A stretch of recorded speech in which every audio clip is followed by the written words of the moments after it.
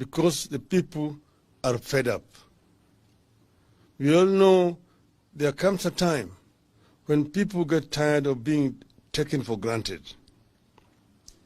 There comes a time when people get tired being taken for fools. There comes a time when people get tired of getting tired and decide to act. That time has come. Consequently, we are embarking on some drastic actions against the Ruto illegitimate regime because of Ruto's own actions against us. Ruto is imposing taxes on us without our consent and making laws whose net effect is to make life increasingly difficult for our people. We are here because the taxation situation in the country and its accompanying injustices can no longer be tolerated.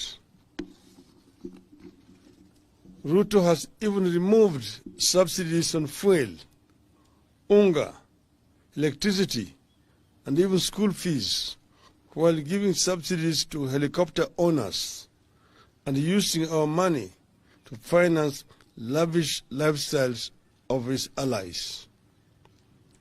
It has become clear that we are dealing with a dictator who also has no respect for wananchi. Ruto has become a heartless tyrant. We are determined to get this situation corrected. Therefore, we are here to announce that our Kamkunji meeting is on in Nairobi this Friday, as we had announced. But it is not just a Kamkunji in Nairobi, but a Kamkunji across the country, where this third liberation will be launched. On that day, 7th July 2023, that this coming Friday, among other activities, we will launch a signature collection to signify our rejection of Kenya Kwanza legitimate regime and its policies, especially the punitive taxes. As we speak, fuel, food, fare are all going up in prices. In fact, fare is already going up by 30%. Fellow Kenyans, as a people, we are not given to suffering in silence. We don't kneel before dictators and beg for their mercy. Even the few who do still suffer humiliation and even death. So we fight. We express ourselves loudly and clearly on issues affecting us. So we have got to fight, and that fight begins on this Friday. We need unity now more than ever. United, we can get many of the things that we not only desire, but which we justly deserve. From Friday, let's proceed with bold determination that we are going to stick together. We are going to work together. Let us stay with this fight until the end. We abhor violence. By embarking on pickets, protests, tax boycotts, and civil disobedience, we are not in any way advocating violence. We have never advocated violence in the past. We will never advocate it now or in the future. We believe in the law and the rule of law and will act within the law.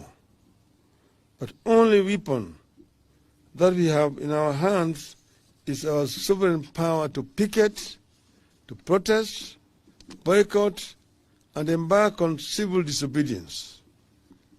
And we begin this on Friday, July the 7th. And fellow Kenyans, we want you to know that we are right, we are not wrong. By resorting to civil disobedience and protests, we can't be wrong unless the law itself is wrong. The same law that sets up the governments and its institutions like parliament, the courts, the police, etc., allows us to picket, to protest, and engage in boycotts and present petitions. We are not wrong.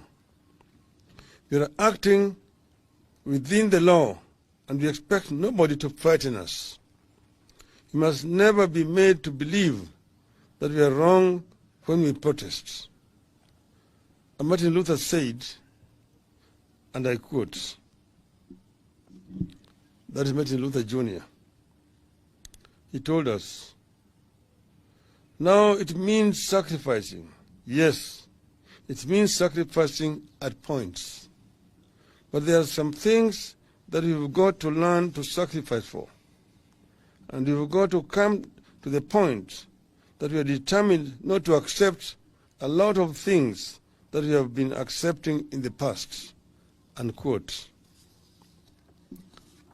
As a country, we are at that point. We invite all our people to prepare to join the Kamkunji in Nairobi and in different other places across the country on Friday. I want to repeat that it's not just in Nairobi. It will be in other centers across the country, and the names are going to be announced shortly. Thank you, Kenyans. Let us meet in Kamkunji and other parts of the country for the Saba of our lifetime. Thank you. End of statement. I think it's very clear. We should take a few questions. Yeah. If there's not, okay. Related to the statement, please. To the statement. That's not, He has already locked me out. Go ahead. Go ahead.